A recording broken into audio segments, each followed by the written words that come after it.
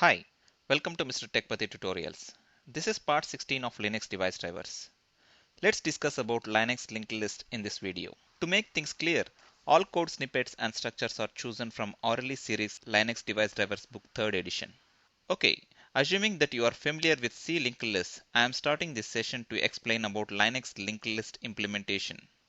First of all, we need to know the reason behind Linux linked list implementation, why it is implemented, and what is the advantage of using this standard Linux linked list implementation.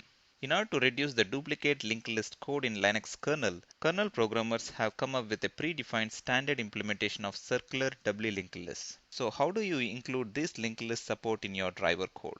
First step to use this standard linked list implementation in your program is to include Linux header file list.h. List.h file contains the definition of list underscore head structure. List underscore head structure has two pointers, next and previous, both pointing to the same structure itself. Note that this list underscore head structure does not carry any data or payload by itself like C linked list. So how do you use this linked list facility in your code? In order to use Linux linked list facility in your code, you need to add list underscore head structure inside the structure that makes up the list.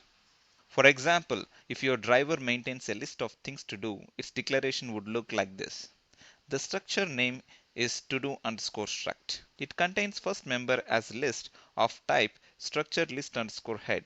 Second parameter is priority of type integer. And you can add other driver specific fields as per your need.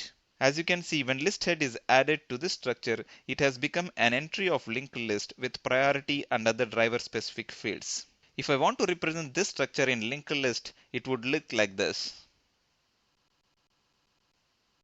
How exactly these Linux linked lists are initialized? In Linux linked list, the head of the list is usually a standalone list underscore head structure without any data or payload.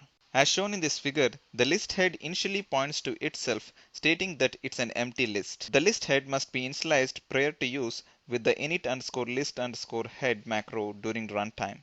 A things to do list head could be declared and initialized with these steps.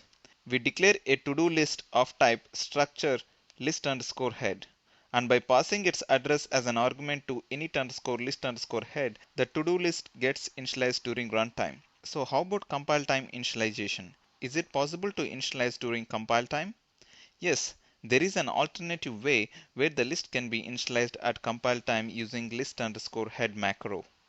You need to just pass to-do list structure to it as an argument. What all linked list functions are provided by Linux? Apart from list underscore head structure and init underscore list underscore head, several functions are defined in list.h Linux header file. There are 9 main functions which are implemented by kernel programmers for your usage. We'll be learning them one by one in this session. These functions provide us the flexibility of not worrying about underlying linked list operations as we used to do earlier. This is the main advantage of Linux standard linked list implementation. So let's jump to the first function, list underscore add. Any guess why this function is used? I believe many would have already guessed it correct. This function is to add a new entry to your list. Its prototype carries two arguments. One is a list head pointer to a new entry, and the other is list head pointer to the head of the list. This function can be used to add a new entry in two cases. One is beginning of the list, the second is middle of the list, which is right after a particular entry. In first case, new entry usually goes at the beginning of the list, which can be used to build stacks. In the second case, if you pass a list head structure that happens to be in the middle of the list somewhere, then the new entry goes immediately after it.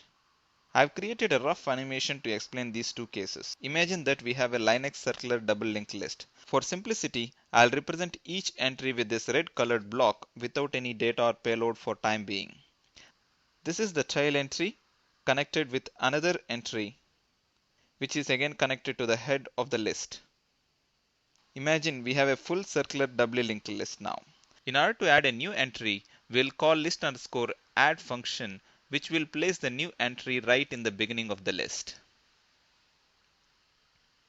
Let's take the second case where the new node is inserted in the middle of the linked list. As case 1, let's take the Linux circular doubly linked list. Now if we call list underscore add by passing a list head structure that happens to be in the middle of the list somewhere here, Then the new entry goes immediately right after it.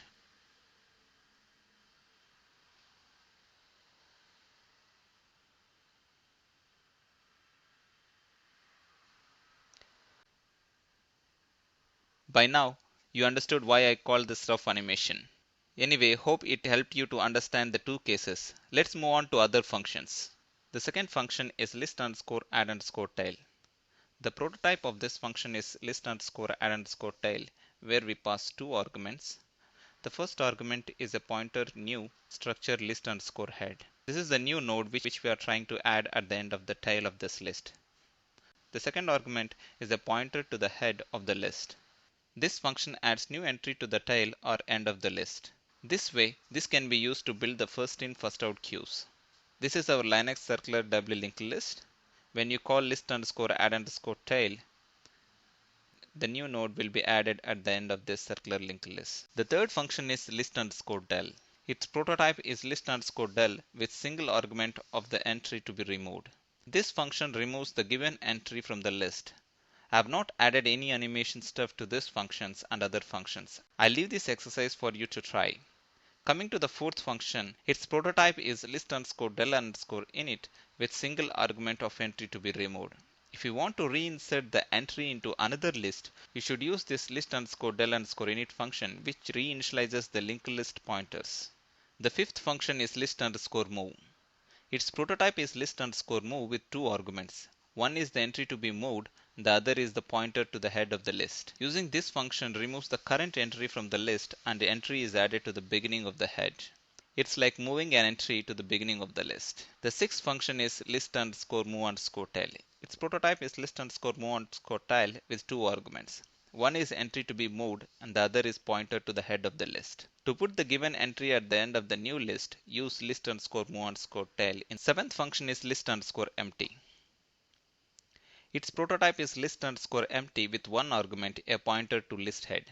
This function returns a non-zero value if the given list is empty. The eighth function is list underscore splice. Its prototype is list underscore splice with two arguments. One is a pointer to the list that needs to be joined, the other is a pointer to the head of the list. This function joins two lists by inserting list immediately after head. Last and ninth function is list underscore entry. Its prototype is list underscore entry with three arguments. First argument is the list head pointer, second argument is the type of the structure, the third argument is the field name. This macro is used to retrieve a particular field address from the parent structure. For example, again consider things to do structure.